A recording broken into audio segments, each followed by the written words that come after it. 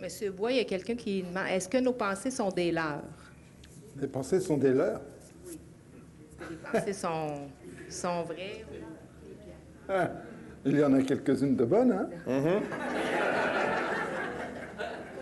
Je ne sais pas si c'est un leurre. En tout cas, ce que je voudrais, c'est, est-on bien certain que la pensée qui nous anime a bien été choisie par soi? Ça, c'est un premier questionnement. Il y a comme ça des pensées qu'on véhicule, des a priori. Spinoza parlait de connaissances de premier genre, des opinions, des croyances, des certitudes, etc. Et donc, en philosophie, on fait la différence entre l'ignorance et la méconnaissance. L'ignorance, bon, vous savez tout ce que c'est. On est ignorant. Et l'ignorance, c'est une forme de certitude. Je dirais... Ben oui, tout à fait. Je dirais que, plus souvent, beaucoup de certitudes s'ancrent dans de l'ignorance. Mais la méconnaissance, c'est autre chose, la méconnaissance. Et ça rejoint la question. La méconnaissance, c'est, pour la philosophie, hein, on fait une distinction. La méconnaissance, c'est un savoir satisfaisant pour soi. Et qui fait que, finalement, puisque c'est satisfaisant pour soi, on ne fait rien pour en changer, on ne fait rien pour l'enrichir. C'est satisfaisant. Vous voyez comment dire, hein? Et donc, là aussi, non seulement il faut savoir si oui ou non notre pensée est bien la nôtre, hein, on l'a bien choisie, hein, mais en même temps, est-ce que cette pensée nous satisfait ou au contraire, est-ce qu'elle peut être remise en question? En philosophie, le sens est nécessairement provisoire. Et une pensée doit être nécessairement provisoire, sinon ce n'est plus de la philosophie. Et donc, moi je trouve au contraire. Alors après, effectivement, il y a des pensées irrationnelles en psychologie comportementale, toutes ces pensées irrationnelles où carrément là, on est complètement dans l'irrationnel.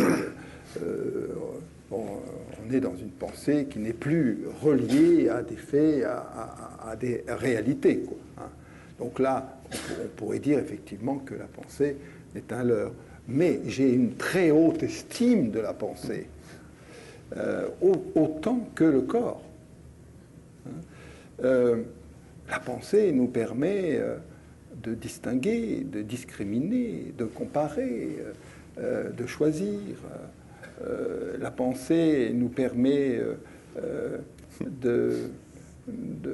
comment dire, d'avoir des convictions, d'avoir de la confiance, d'avoir... et puis, la pensée, elle doit rester mouvante, comme dit Bergson. Et donc, disons qu'une pensée qui ne remplirait pas son rôle, ce serait évidemment une pensée qui ne se met plus en mouvement. Et là, ça devient une idée, ça devient une représentation, ça devient... etc., etc.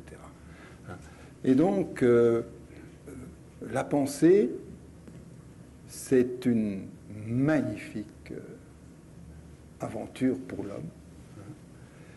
Et le corps, c'est un magnifique terrain d'expérience. Et à un moment donné, quand la pensée s'ancre dans le vécu, ou quand le vécu s'appuie sur la pensée, ça devient magnifique, quoi. C'est l'idée de Dieu de Spinoza. Hein.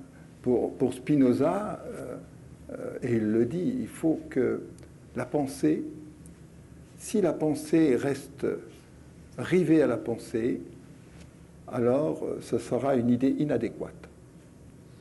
Si le ressenti s'ancre uniquement sur le ressenti, alors c'est de l'ordre de l'inadéquate. Quand la pensée s'appuie sur le ressenti et quand le ressenti donne lieu à une pensée, nous sommes dans l'idée adéquate. C'est toute la quête d'un homme qui vise à aller vers la spiritualité.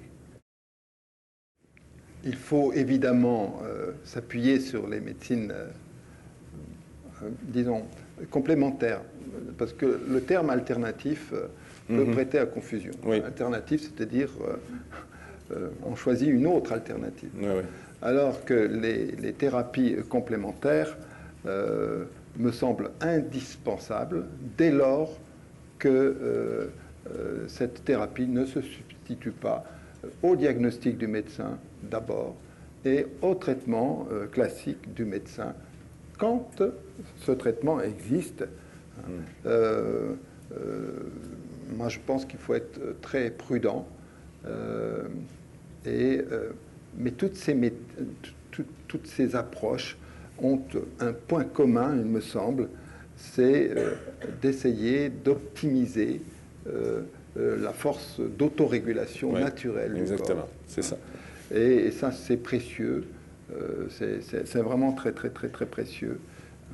Et d'autres approches, plutôt la méditation ou la somato, ou ce que nous faisons, c'est de tenter que la personne retrouve une présence à elle-même de très belle qualité.